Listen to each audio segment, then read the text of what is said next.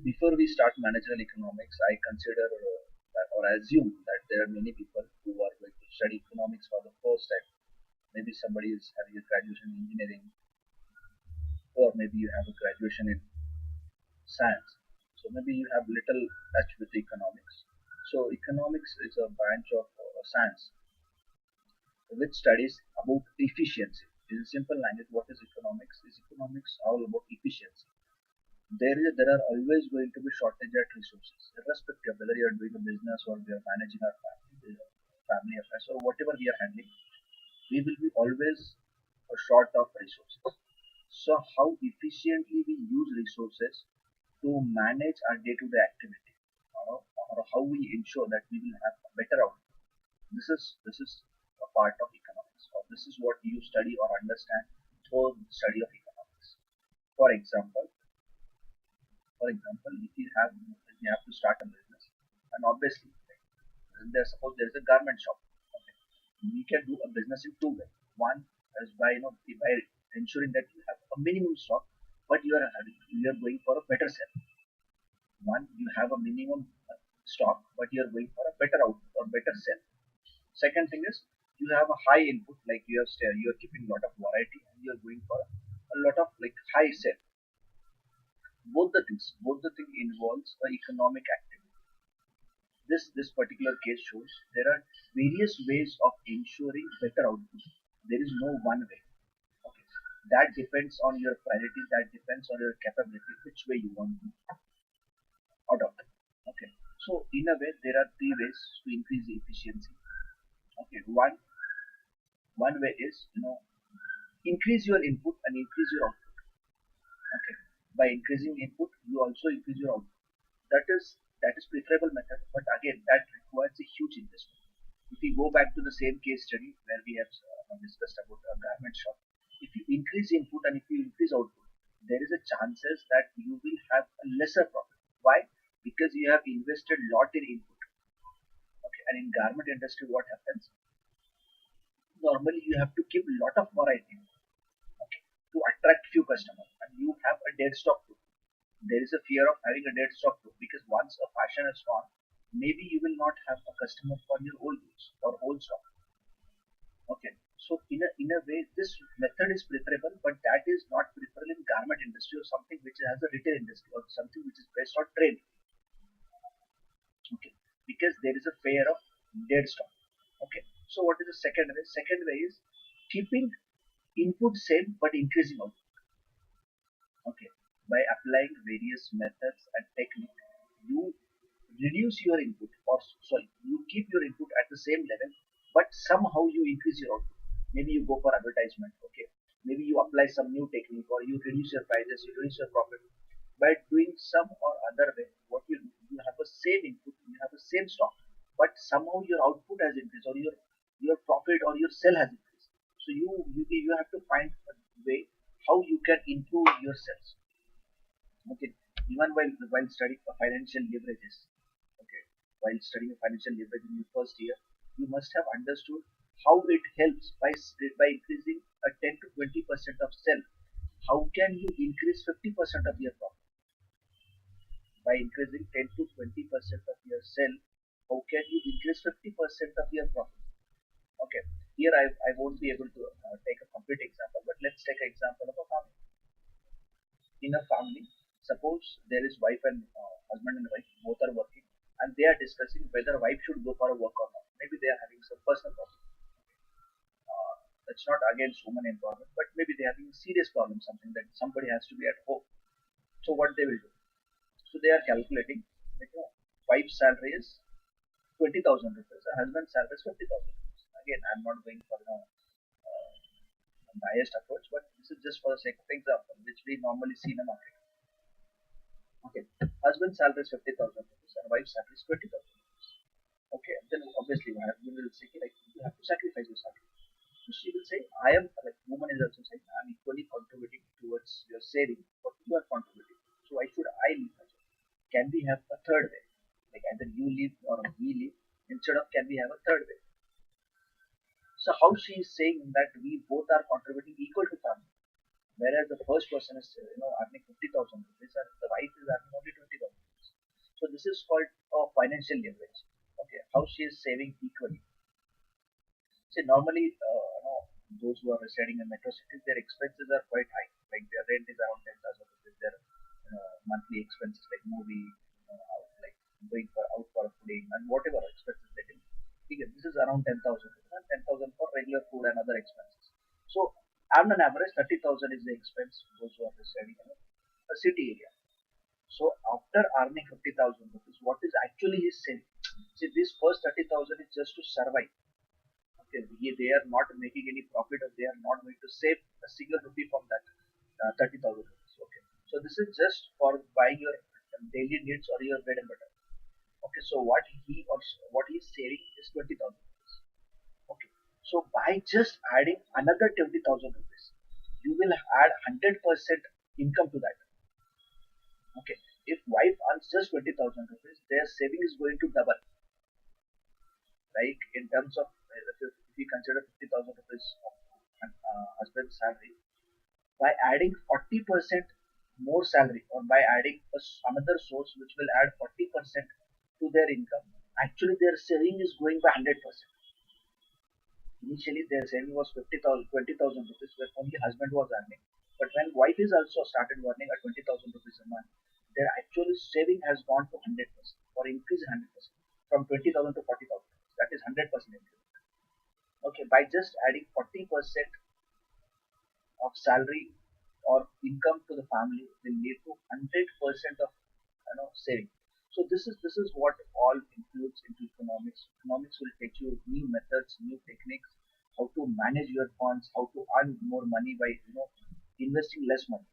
Okay, and the third way of increasing efficiency or earning better output is reduce your input, but keep same output.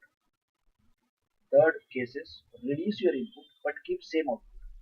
So how can you do that? Like maybe again, invest lesser amount in your inventory, like reduce some of the stock or reduce some of the variety or reduce some of the customers' requirement. But make sure that you have a better sell among those variety which you are keeping. So by convincing to customer, you can ensure that with the lesser input, you can have better output. You can use your best on your convincing. Like you have fewer colors about a particular pattern, but you can convince them even after having fewer colors, you can have a better output, or you can sell. By you using your selling skills, by using a proper methodology, can you increase your sales or can you keep your sales equal? This is about managerial economics. Three ways of increasing efficiency: increase input, increase output, keep same input but increase output, reduce input but keep same output.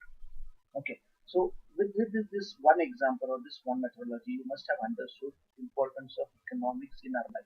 Economics is not only about at a country level or state level or at larger level, but even we have economics at a micro level. Okay, micro level, like even our mother when she keeps money in her kitchen or when she keeps money in some of the pot like sugar, like normally women keep their money in sugar pot, okay, sugar box. So what is that? This is nothing but a contingency fund. So she is saving just to ensure that whenever there is a contingency situation or some unpredictable situation, she will have some saving. Okay, so she will open that box only and only when there is no other option. So this is also a part of economics. In our day-to-day life, like we spend a lot of time in studying economics or understanding economics. And again, a subject of economics is not something which is out of the box. This subject has also born from society itself. Like what we do, some of them have recognized this and they have converted this practice into hypothesis, and then hypothesis has converted into theory, so that everybody accepts, oh, this principle works for everyone. Like we have said, appraising economics. So, like me and management also had a discussion about various subjects. So, like while allocating the resources, we have given a lot of time, the maximum possible time to economics. Why? Because we have understand the subject importance. Okay, we know this is the one subject which is going to be with you irrespective of whether you're a management student or you are just a common person or whatever you do.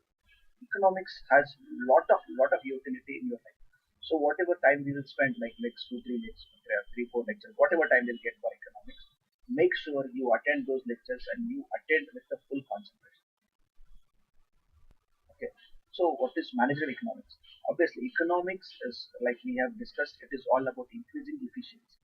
But managerial economics mix the principle of economics and the principle of business to emerge or to overcome a new principle.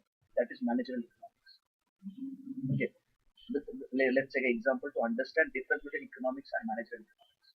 Recently, government has decided that they want to recruit directly people from a market. Okay, those who are having 50, 20 years of experience, they will hire those people as an assistant secretary or at a higher post. Okay, with comparison to IS officers, senior IS officers. But there are many people who raised a question that managers or the people who are hiring directly from the market, they are well aware about the managerial economics, but they are not aware about social economics. So economics also has a various branches, various approaches. So what is managerial economics? Those people who are coming from a private sector, they are profit motivated. Their only intention or their major intention is to increase the wealth of stakeholders. Increase the wealth of stakeholders. That is their major target. Whereas those people who are coming from social economics or those who are going under training, those who are preparing for exams, like while preparing for exam itself, you understand the reality of society. Like most of you think like everybody has, at least everybody has food to eat. Like this is what we normally believe. But in a country like India, which where we have fifth highest GDP, 2.7 trillion GDP, like which is one of the recommended, commendable job India has done in last couple of years. But still, there are 90 crore people.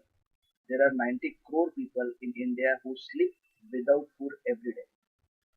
They are not able. 90 crore is a huge number. It's more than more than a nation. Okay, there are many nations who have population less than 10 crore, but we are talking about 19 crore people in India every day sleep without food. India is a capital of most of the diseases. You take a diarrhea, you take a diabetes, you take a heart attack diseases, you take a population death by population. Okay, you take anything. India has the highest backward numbers. Okay, in any category you see, India will be in the top five, at least in top five, may not be leading the leading the rank. Okay, but since we have to run country like this, where we have a dual economy, where we have a parallel economy, where we can see at one side people are billionaires, they are having a world ranking. Indians are in a rank of richest people in the world. On the second side, we have a people who are not able to manage even a two-square meal food. They are not able to manage their food.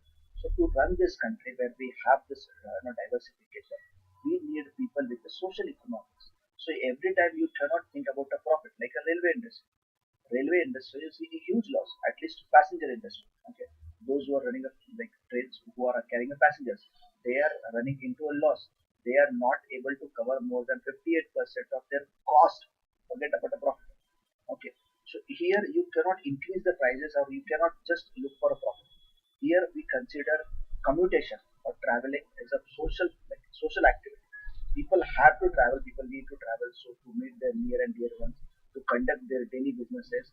Okay, but there are many people who travel for trade to perform their economic activity, like somebody is going to district place to sell something, somebody is traveling, or somebody is traveling for doing a job, or they have a job at some other place, or they are residing in some place. So there are so many things which we are dependent on railway, like a fish seller or vegetable seller. There are many people who are dependent on railway industry or the price of railway or ticket of railway. So this is what the government has considered, that we cannot go into a managerial economics. Rather, we have to go for a social economics. So as a pilot project, government has decided that we are going to hire some of the people, like 5 people, 10 people, and we will see can we train them to use their managerial economics and social economics to help India or to run government, or can they bring a new energy into a government sector? Like private sector always consider they have a lot of energy, they have a lot of innovation, and they have capacity. They have a capacity to ensure better profits. Okay. So here again we are trying to bring managerial economics and social economics into a picture to increase ultimately to bring efficiency. Whether it's a social economics or managerial economics, both have a benefit. Both have a common interest, that is increasing efficiency. So wherever you work, whatever you work, your job is to only one thing, that is to improve efficiency. How can give you maximum by taking as less as possible. So this is what reducing input or keeping input same or increasing input, but at all the conditions, you have to ensure you are giving a better output. This is all about managerial economics. Okay. Well, let's see some of the definitions about the managerial economics. The integration of economic theory and business practices for the purpose of facilitating decision making and forward planning the management. Like we have discussed, managerial economics and economics, there is a difference. Like in a managerial economics, we include both the principle, economic principle as well as the business practices to have a data or information which will facilitate to take a decision. Whereas in economics, we have seen a correlation between or regulation between only input and output. Here we are interested not only in input and output, we are increasing business practices as well. Like example, suppose there is a Diwali. You forecast in economic way, you forecast that in economics normally we include social principles as well. Like during Diwali, we normally observe that people will spend a lot of money, on their garment or buying sweet items or like electronic items, whatever they want to buy. They normally choose Diwali as an auspicious time. So they are involving social economics, as well as they include the business practices. Business practices, giving some discounts during Diwali, attracting people by increasing their advertisement. So by some or other way, they are including social economics, business practices to ultimately increase their sales. Okay, this is how managerial economics is different from traditional economics. Managerial economics can be viewed as an application of that part of microeconomics that focuses on such topics as risk, demand, production, cost, pricing, and market structure of things. Right? Okay. Nature of managerial economics. Managerial economics includes a lot of things. It's not only about one part of the economy or one part of the syllabus where it is easy to understand economics. It has a lot of things which includes economics. Managerial economics is not only about the science or art, like what we mean by science and art. See, if you have if you have some good which is weighing suppose 1 kg, and you apply a force of a particular amount, it will displace or it will travel distance of particular distance. So every time whenever you try this experiment, you will get a similar result. Okay, or whenever you add H2SO4 into some particular chemical, you will get the same result every time. Okay, irrespective of wherever you are doing. Why? Because this is a science that depends on facts, that depends on a factual information that is always similar. But what we mean by art, whenever we say something is art, that means it may not give a same result every time, but you have to manage the results. So here managerial economics is not a pure science like physics, chemistry, or biology. Neither it is a complete art where you don't have any scope for forecasting and it is always uncertain. No, economics is in between art and science, where you can predict as well as you can use your emotional understanding to understand the topic and to take a decision. Okay, so what we mean by art and science, again, just to revise, like just to understand where economics is like, where is that middle path? Okay, there is a pandemic, like most of the people are worried that they are not able to conduct their business activities or they are not able to perform business activities, so they are undergoing loss. So it's not a science that whenever microeconomics or macroeconomics are not performing, your own industry will also not perform. Here, this is a science, like something is not performing, you are also not performing. This is a complete regression. Every time you will get the same figure when you realize the relationship between one activity is same activity. But in terms of art, you may not have the same result every time. Like there are people who are came with some of the innovations like online education, online services, e-commerce, even a small retailers. Even a small retailers have started their e-commerce. Okay, you must have heard about digital show, which is started by Google. Okay, here you can start your own retail store, without having a app or without having a larger platform or without spending much like Amazon and Flipkart. So this is somewhere you have to use your emotions. You have to understand the market from your own understanding. Okay, so in art we have scope for emotions, we have scope for beliefs, we have scope for arts. But when it comes to science, it's only about factual information. something which we can perceive from five senses. But in arts, you have also scope for your own understanding. There are different managers; they have a different thinking about. There is a lot of debate around a particular topic, like whether we give a free goods or PDS system, like free food for poor people. So there are many people who are having a debate. You should not give free food to anybody. Even our noble knowledge Amartya Sen says you should build a capability. You should not give a free goods. Okay, when you give a free goods, maybe people will not develop themselves to earn food. They will always be dependent on somebody. Either they will be dependent on the government or they will be dependent on philanthropy. But if you develop their capability, if you like Amartya Sen says, don't teach him how to catch a fish. Sorry, don't give him a fish. Teach him how to catch a fish.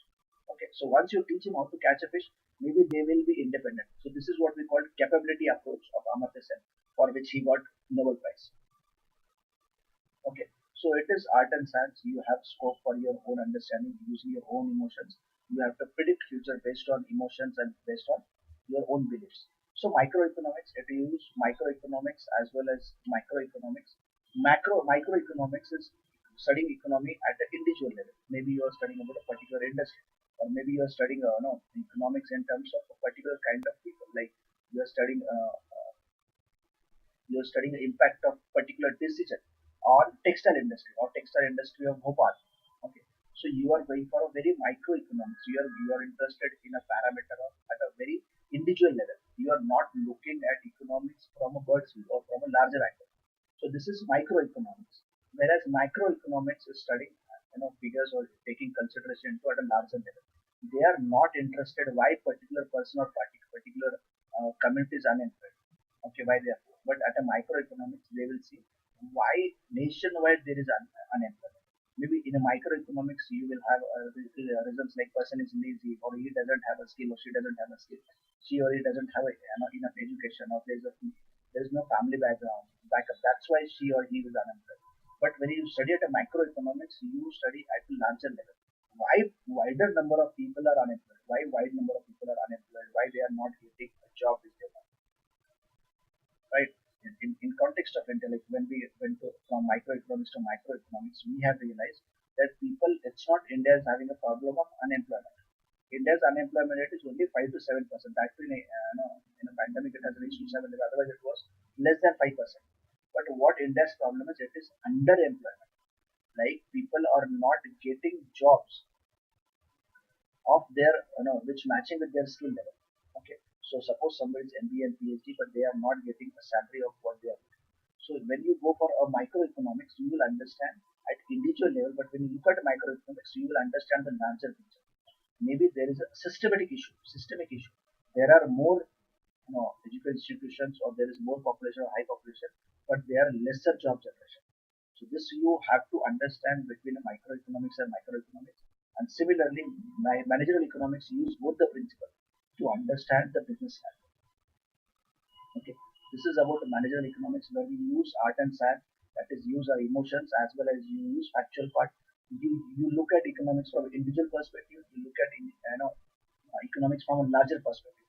Multidisciplinary in the sense we take help while understanding management from different parts. We take example from history. We took help of society, like we have discussed in society or sociology. How we take help of economics, like why particular product sale increases during Diwali, why there is a higher sale on Akshat Tritiya. So here we include social principles to understand what is the requirement of people, and then we enter into economics uh, sphere to match to understand or take help of multidisciplinary to take a decision about management of the prescriptive normative solution. Obviously, sometimes it has theories or laws which are directly applied to economics. Sometimes you have to evolve or you have to merge two, three principles to make out what is the best solution or what is the best answer to this particular problem. So it is sometimes it is a prescriptive which is all given, and sometimes it's normative. It is application oriented. You have to overcome or you have to apply three, four principles to overcome a one solution. So it is not about A plus B is equal to C. There can be a various equations possible based on every time, like based on situation. So this is prescriptive as well as normative. Management oriented, obviously it is always management oriented. We are not going at a ground level to manage economics, but it is at a management oriented. That is, it is working at the decision level. Okay, rather than implementation level, managerial economics studies or fields focus more on decision making or decision, or discussing or planning. At a planning level, managerial economics works better. Pragmatic, obviously, it is not just a theoretical, which talks about different principles, but it is a pragmatical that is practically applicable. The rules or the laws which are realized through managerial economics, or those who goes for a PhD or research, they all look at into market. They go to market to collect their data to verify whether their hypothesis has a relevance or not.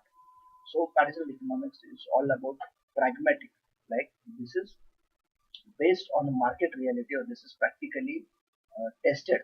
So this is pragmatic methods. It's not something which is just having a bookish knowledge, which is completely having application part of it. Okay. The third part is scope of management economics. Again, scope is divided into two parts. Microeconomics applied to operational issues. Macroeconomics economics applied to business environment. One is operational issues, that means you are applying a principle to understand day-to-day affairs. Second, you are applying a macro principle to understand the complete business environment. I don't think we have to again talk about business environment, because we have discussed in detail. You understood what is business environment. It is not about particular industry, or it is not about particular business, but it is about complete environment which affects the business. Okay, so scope of managerial economics affects both the things at the operational level or individual level, as well as it affects at a complete business environment at a wider angle. So at a microeconomics, it leads to theory of demand and supply. Okay, theory of demand means what? As demand increases, obviously we know the prices will also increase. Like, there are only 4 bottles, mineral water bottles are available, and there are 8 buyers. So obviously they will ready to pay higher prices because there is a shortage of goods. Okay, so as demand increases, also prices will increase. So we have to always match equilibrium, where we have enough supply as well as there is a demand at which people are ready to buy. Okay, this is what we call theory of demand. Okay, like we have in the second chapter, we are going to discuss what is theory of demand and supply, the various curves which we have related to demand and supply. But here, just understand, theory of demand says as demand will be higher, the prices will be higher. Like, take example of agriculture. Suppose you are going for a wheat. Okay, you are selecting a crop of wheat because of MSM maybe.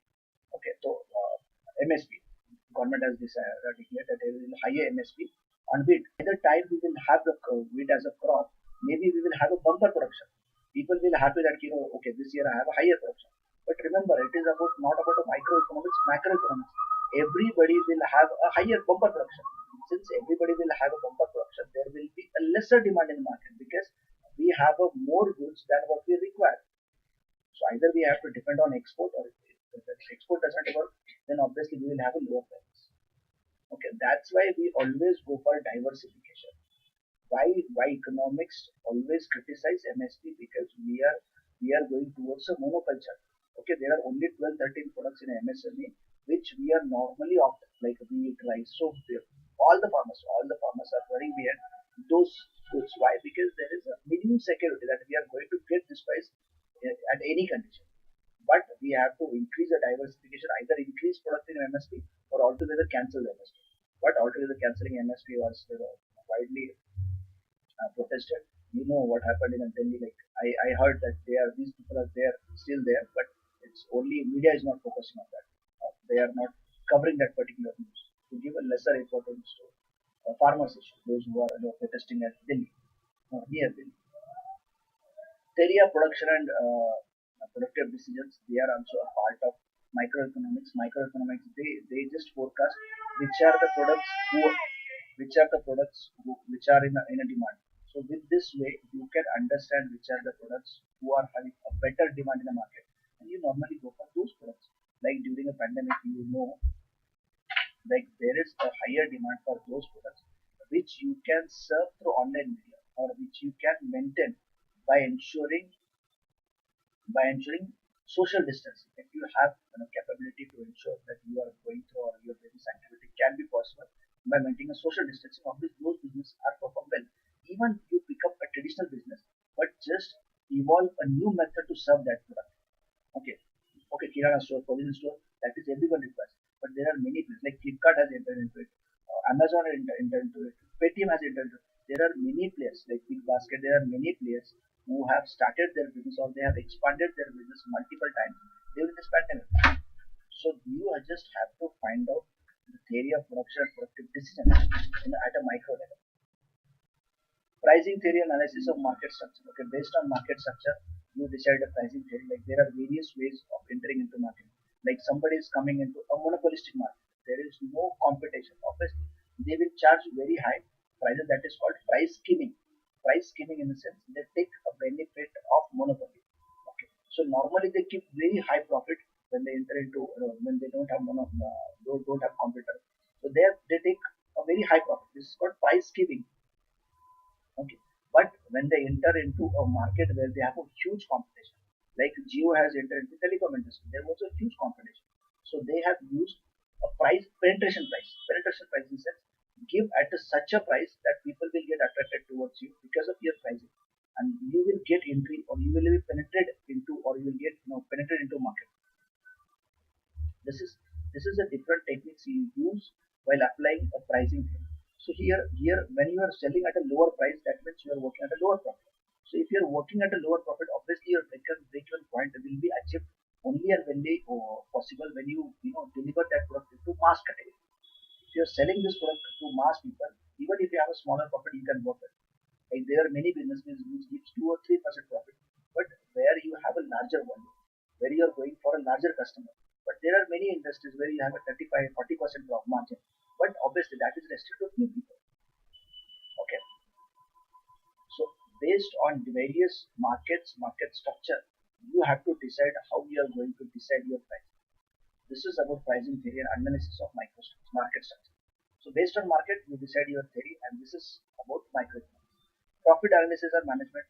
How you ensure that suppose you are going to launch a product or you are going to develop a product, and you know that to achieve a particular margin or particular profit level, you need to sell X amount of goods. So either you need to expand your market, you need to expand your promotional activity, you need to change your prices, you need to change a place of selling, a four piece of marketing. Like you have to make change in those things to ensure that you have a better profit at your individual level or at your company level or at your product level. Okay, this is why we call it a microeconomics, operational level issues. Theory of capital and investment decision, like we have discussed. Like take example of farmers today. Okay, there are two ways. There are two ways of increasing profit of the farmers. First is decrease or reduce their input. How can we don't use pesticides and chemicals? Instead of that, go for organic farming. Obviously, you don't have to buy seeds every year. Okay, because in organic farming you can normally use same seeds for years and years. You don't need a pesticide or chemicals. You can use a natural sources like cow dung. Okay, and there are many natural resources you can use to reduce your input. Once you reduce your input, obviously whatever output you will get, that is all profit for you because you have not invested much in input.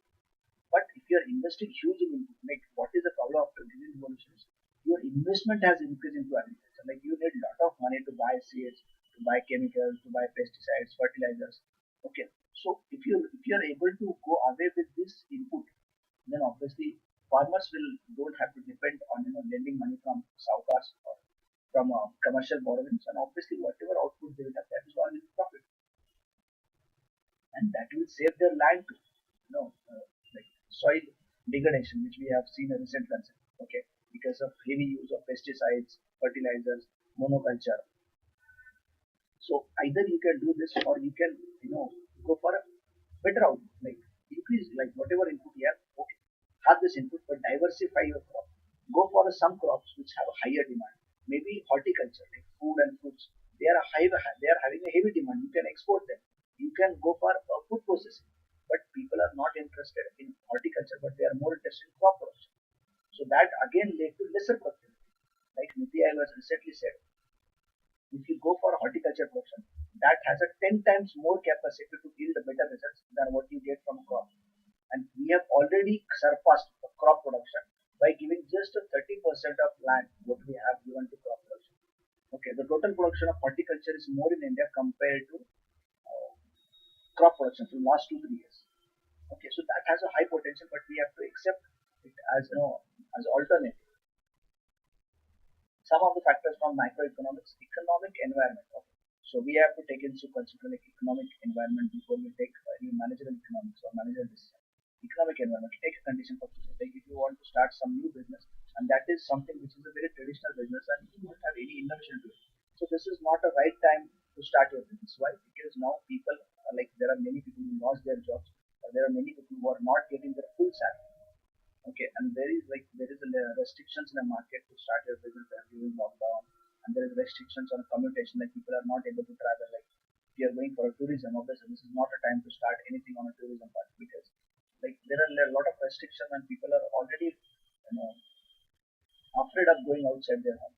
So this is not a right time to start your business. So this is what microeconomics gets the help of. Microeconomics helps to take a decision to ensure a better managerial decision in economics. Okay, social environment, understand the social environment. Many a time economy performs well, there is a lot of economic boost in economy, but people don't have that psychology. Psychology also plays important role in market. If people lose a confidence into a market, maybe they will not invest into market. If they will not invest into market, then obviously there will be lesser production. There is a lesser production, there is lesser employment, lesser wages to people, lesser economic activity in market, since they will not buy from market, or they will spend lesser amount in the market. That will again ensure that my decision was right. There is a lesser demand, that's why I produce less. But if you increase your production, maybe there is a higher labor, higher wages, higher earning, higher spending in the market, and ultimately you further require to increase your production. So also you have to ensure that you are understanding social environment before you are taking any managerial economics or managerial decision. This is how you take a from social environment. What is happening in society? Whether this particular environment or whether this psychological pattern of psychological understanding of people will going to help my business or not. Even you have to understand that. Okay. Like today people or parents are against online education. Why they think like due to in online education we have to buy a computer or laptop separately for our children, and after classes they are using these platforms to play games and to watch YouTube, and there is lot of content which is not suitable for children. Okay, and that has increased the screen time too. So that is affecting their eyes. Okay, and normal health. They are normally sitting at one place for a longer time. So they are waiting for starting a physical education. Though digital education has a lot of capacity, and the capacity to give best of the best education. You can have a best of the best teacher who is teaching in Delhi, and somebody is availing that same facility in Patna. Okay, but there are limitations to it. So you have to understand the social environment or the psychology of parents before you actually start any online education. Okay, there is also the effect of political environment, like we have discussed that by discussing business environment. Like Haryana government has recently decided, or Andhra Pradesh government has recently announced that 75% of the jobs which are there below 50,000 rupees, you have to give it to localite people. Okay, that is good for good politics for local people, but it will affect the overall efficiency. Government or the business industries will not get a better employees or the skills they want. So forcefully they have to take a local people from Andhra Pradesh, but that ultimately affects the efficiency. If the efficiency is affected, they will not be able to produce a competitive good. If there is not a competitive good, they will not be able to do a business, which happened similarly with China and US trade war. So similar situation is happening in India. Like Haryana government has announced, MP government is now thinking about announcing the same thing. Maharashtra government is always in a way to promote Marathi culture. So every state wants to promote employment to their own people. That is good politics, but that is not a good economics. And good politics and good economics cannot go hand in hand. Okay? A bad economics and good politics cannot go hand in hand. Okay. So this is how political environment also impacts your managerial economics. So you have to think about political environment before taking any economic decision. You can take an example of Tata Nano by West Bengal to Gujarat journey. There also, like a lot of political matter affected Tata's decision to shift into their Tata Nano plant to Gujarat, where they have bought a land, they have invested a lot of money into West Bengal, but due to political environment, they have to shift to Gujarat. Okay. Okay. There are some central problems associated with economics. Always economics answers some of the questions which are macro in economics, macro in nature. We have discussed while introducing India specific economy, we have used the word mixed economy. So what do we mean by mixed economy? There are three kinds of economy. One is capitalist economy, one is socialistic economy, and third is mixed economy. In USA, they are following capitalist economy, like based on your capability, based on competition, based on your merit basis, who is excel, they will get a better profit. So there are no restrictions to start your business. You can Anybody can start a business, anybody can do their business. Okay, there is no restriction. If your product is good, you will sell good. Or if you think this is your profit, you can make this profit, and people are ready to pay that price. You are free to make this profit. But in socialistic countries like Russia, China, if you go there, government has lot of control on it. They will decide who will produce, what to produce, how much to produce, how to distribute. Okay, like in India also we have approached a mixed economy. We have taken some principles from the USA. We have taken some principles from Russia, socialist economy, and we have evolved with our new form, that is mixed economy. In mixed economy, what we do, there are some certain sectors which are reserved from government, where only government can produce, government can produce, or government can distribute. Like take a railway. Railway is completely monopolistic. Like nobody can enter into a railway. Nuclear production, nobody can enter into nuclear production. Okay. Steel production. Initially, steel production was also monopolized by government. Only government can produce steel. But now it has opened. Like even we have allowed FDI into it. Okay. So there are three central questions for whom. Whether we want to serve only those people who can pay, or even we are going to serve those people who are not able to pay, but they are deserve this service. What to produce, what things we have to produce, whether we want to produce a wheat, a rice, or we want to produce something else. Okay, this is also decided by government, and how to produce, who will produce, how to produce, and how to distribute. These are the things which are answered by government in a mixed economy. Okay, in capitalist economy there is lesser spare, there is a more freedom to business community compared to what we get in socialist economy. And in Indian economy, we have there are some freedoms, there are some restrictions. So we have utilized a mixed principle. Okay, this is about mixed economy. Okay, let's take an example. Railway. Again, we have started with the railway. What will happen if you privatize railway? The government is thinking about privatizing railway. In fact, there are many railways which are already started a private, like Tejas railway, which runs from Delhi to Lucknow. In fact, there are many more trains to come with the name of Tejas Express. But we have one example. So the moment you start Tejas Express, obviously they will provide you best of the best facility which you will get in the air travel. Like there will be screen on every seat. You will be served by attendant. You will get a water. You will get a food, whatever you want. You will get internet. Everything will be available in that train. But obviously that train will be offered by only those people who have a better economics status, or those who have an economic background. Okay, but what about those people who are not able to afford that? So there is a Garib Rath. Okay, even Garib Rath doesn't mean it's having some economic facilities. It is also having a better facilities, like you have AC, to a second, two tier AC, three tier AC. The only difference is maybe there are eight seats in one compartment. They have introduced 9 seats. Okay, even in a side chair you have 3 seats. So somehow you ensure that you serve both people. You serve rich people as well as poor people. Like if you go to USA, you will find only Tejas Express. Okay, similar kind of railways. If you go to Russia, you will find only Garib Rath. But in India, you will have Garib Rath, you will have Tejas Express. Okay, so we are serving both the people. At one side, we are making huge profit by serving Tejas Express.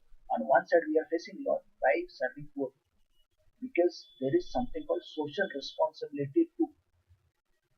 Okay, since we have a social responsibility to serve poor people or people who are in a need, government will bear loss. But where they have scope to make a huge profit, they will make a profit.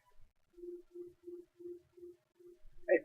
This is about a mixed economic structure, and how government answers the central problems or central questions of economics, defines your economic structure. Okay, so how we are answering what to produce, that government will decide based on requirement. If it is required by private player, then only private player can also produce. But if it is required by only poor people, then only government will produce. What to produce, government will decide. How to produce, like how to produce, that also government will decide. If it is something like required by poor people or needy people, then government will fund to them. Like there will be subsidy, there will be seed capital, there will be loan from a government at subsidized rate. But if it is something required by rich people, then private player can completely decide how to produce that particular. How to distribute, that also government will decide. Like suppose food articles. Okay, you will get a same rice in open market, you will also get a rice in a PDS system. So how to distribute, that government will decide. Okay, this is required by poor people, so we will sell at a 2 rupees kg. But if you go to open market, maybe you will get a rice more than 30 rupees kg. Okay, there is a huge difference. But how to distribute will also be answered by economics or the government based on your economic structure. And our economic structure, that mixed economy, decides or gives freedom to private player as well as a public sector based on who is consuming that. So there are different questions which are differently answered by a different government. So India has approached the innovative way to answer this question because we are having a dual economy.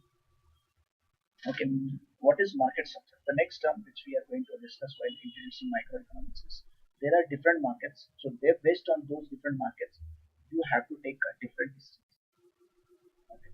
So based on which market you are entering, what kind of market you are entering, you have to use managerial economics in a particular way. Like monopoly. Monopoly is completely there is only one person or there is only one company which is having a share or stake in that particular company. Okay, a monopoly. Like again, take an example of railway. So it is a complete monopoly of government. Okay, here only government will decide, which routes we have to run or what tickets we have to charge to people or what are the conditions we have to put on a railway.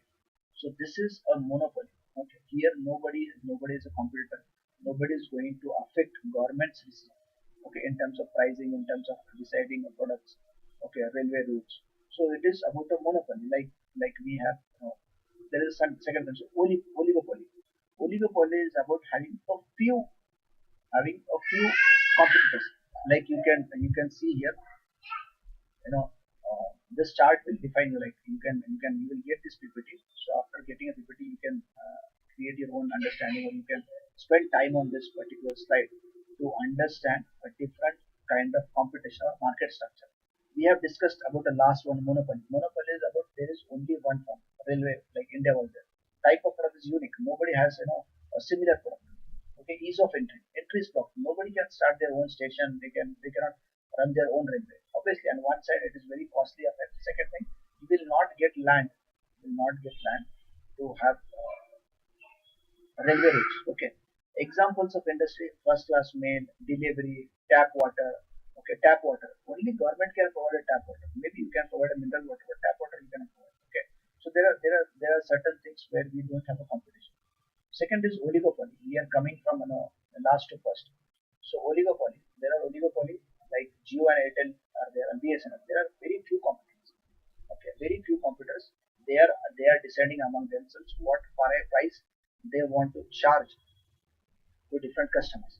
Okay, so there are few competitors, few numbers of type of product, identical or differential. Maybe they are like they have a similar product like they are all providing telecom. After somebody is providing entertainment also, like they are like Geo Savan, music providing, or Geo movies, or Geo Infotainment, or Geo different things they are providing through their telecom product. Like just a recharge with their 599, and you will get a multiple benefits from that. So maybe identical like Airtel and BSNL, they are completely into providing telecom services, but Geo is giving some identical products too, some differential products too. Ease of entry is low. Like okay, you can enter, but there are certain restrictions. It's not completely blocked. You can enter, but you have to fulfill certain conditions. So there is an entry, but there are less restrictions. Anybody can start their telecom industry, but due to its vast nature or huge investment, people are not interested. Or huge competition is there between these three players. Okay, example of industry: manufacturing of computers. Very few people like those same HP, Acer. There are few people who are Lenovo. There are very few people who are actually having manufacturing computers. Monopolistic competition. Monopolistic competition is there are many people who are into a business. Okay, we will study both perfect competition and monopolistic competition together because oligopoly and monopoly is very clear, but there are some similarities between perfect competition and monopolistic competition, and we will always find confusion between perfect and monopolistic. Okay, in perfect and monopolistic competition, there are number of firms are available. Okay, there are huge number of competitors available in perfect competition as well as monopolistic competition. An advantage of having perfect competition, monopolistic competition is there will be always equilibrium between demand and supply. The moment you think about raising a price, other company will come and they will reduce the price. Okay, and the company which reduce the price will get a more customer. So the other company which have reduced the prices, they will also come down to same price. Why? Because there is always a huge competition. You have to work on a very narrow margin, very narrow profits. But there will be mass production or there will be mass distribution. Type of product. In a perfect competition, we all have the same product. But in a monopolistic competition, there is differentiation. So what we mean by identical and differentiation? Suppose I'm selling a tea and other person is also selling a tea. And there are many people who are selling tea. So we are into a perfect competition. Okay, because our product is same. We all are selling that same tea powder. Okay, maybe our names are different, but ultimately the use or purpose is same. But in monopolistic competition, maybe you are selling a tea, and as the prices of tea increases, maybe people will shift to coffee or they will shift to green tea. Okay, so in monopolistic competition, maybe I'm not your direct competitor, but I can affect your product. Okay, like take example of let's take example of garment store and restaurant. They are completely in a different business. But if there is a low economic issues and people have a lesser money to spend, maybe if people go for a restaurant, they will not spend on garment. If they spend on a garment, maybe they will not be able to spend on restaurant. So maybe they are not directly related. They are providing differential product, but there is a chance that they will affect each other. Okay, ease of entry, there is completely freedom to enter into these businesses. Okay, that's why there is a high competition. Since there is a lower restriction, there is a high ease of entry. That's why there are a lot of competition. There are a lot of people entering into that particular business. Okay, example of perfect competition: growing wheat, growing apple. Like every farmer grows wheat, every farmer can grow apple. There is no restriction. Their product is sell. There is a huge competition, and when they enter into market, there is a lot of demand and supply issues. Okay, if they have a monopoly, like they are growing some unique kind of wheat or some unique kind of product, then obviously there will not be competition and they will get a higher price. Okay, this is a basic principle of demand and supply. But since there are various reasons like people awareness, uncertainty about particular innovative product, but they are sure about this traditional product or sell of this traditional product, they go for these products. In monopolistic competition, clothing stores, restaurants, like we have discussed, example of clothing store and restaurant. Okay, so this is about market structure, various kind of markets where we have a different competition. Okay, this was all we have discussed about the first unit. Now we are entering into a second unit. Second unit. Okay, I will suggest rather than just reading a slide, I hope you have your notes, like soft copy of the notes. I have received soft copy of management economics. If you have not received it, you can contact with the management, or you can write your query, and you can get that. So I will suggest the same day when you are discussing a particular chapter, you try to read that particular chapter on that date, so that you will be able to remember the examples, cases we have discussed here. So that will be more easy to remember economics, because economics is very volatile. Okay, today maybe you feel it's very easy, you will understand everything. But tomorrow when you open book, you will get confused into monopolistic, oligarchy, perfect competition, monopoly. There is a high chances that you will get confused and you will not able to remember the examples or recall examples. Or rather than writing the same example which I have given, you try to find out your own examples. Wherever you are making notes, try to find out your own examples. Maybe you are not doing it for other subjects, but try at least doing it for economics. Okay. Because there is like this is a subject which has highest utility among all the subjects. Okay. Those who understand economics, they have a better chance or they have a better opportunity to manage their funds well. Like John Abraham once said, it is not important about how you make money, but it is also important how you invest your money, where you invest your money. That defines your ultimate assets, right? So make sure you make a notes, whatever we are discussing, make a running notes, write down example, revise the topic on the same day, and try to understand various examples, various case studies. You evolve yourself and try to spend some time on Google as well. Okay, if you are not understanding, if you have any kind of spend time on Google also. See, since we have a limitation of time, we have to complete entire syllabus, like all the chapters, 14, 15 lectures. That is something difficult for me to go into the. So I will suggest what we are teaching is enough to understand the concept, but it is not enough to broaden your concept. You have to add value to yourself. You have to make sure you not only understand the concept, but you also understand the application part of it. Okay. So unit two, first point is demand and supply. We have said demand is how many people are asking, or how many people are ready to pay or buy the particular good at a particular price. Okay, demand is the willingness and ability of consumers to purchase a given amount of goods or service at a given price. So they are ready to buy X number of goods at X price. That is demand. Okay, so higher demand means people are ready to buy a higher goods at a higher price.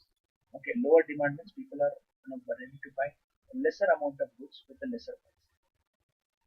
Okay, so that depends on multiple things. Demand, like we are going to discuss determinants of demand. So there are various things which decide how much demand you will have for your product or for a particular product.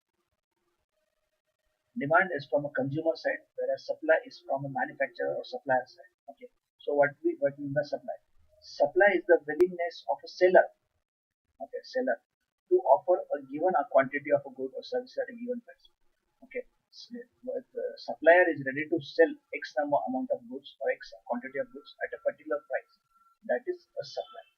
So if there is a higher supply, that means people or supplier is ready to sell high quantity at a higher price. There is lower supply means there is shortage of a stock and people or supplier is not ready to sell X amount, X quantity at a given price. So there is a lower quantity available and lower price available. So there is a lower supply. If there is a higher supply, if there is a higher supply but lesser price, higher supply at a lesser price, that means there is a lower demand. That's why they are reducing the price. Otherwise, if there is a higher demand, why people will reduce the price? Right? If there is a higher demand in the market, why they will reduce the price?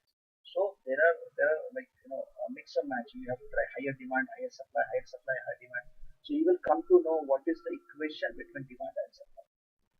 Okay, today people are ready to try, like take an example, like yesterday only I was discussing one of my friend, and he is selling into a sports item.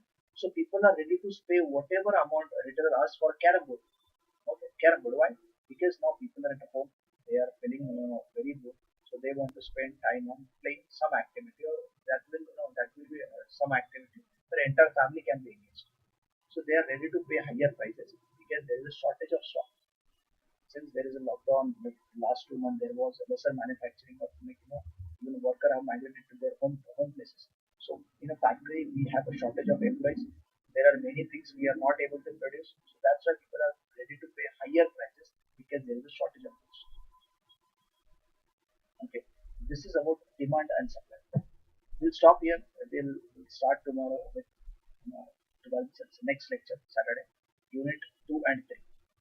Or we'll try to cover as much as possible. But economics is something which is very conceptual, so we cannot just run slides. We have to discuss examples. We have to discuss cases, so that you will understand this concept from the core. So we'll not rush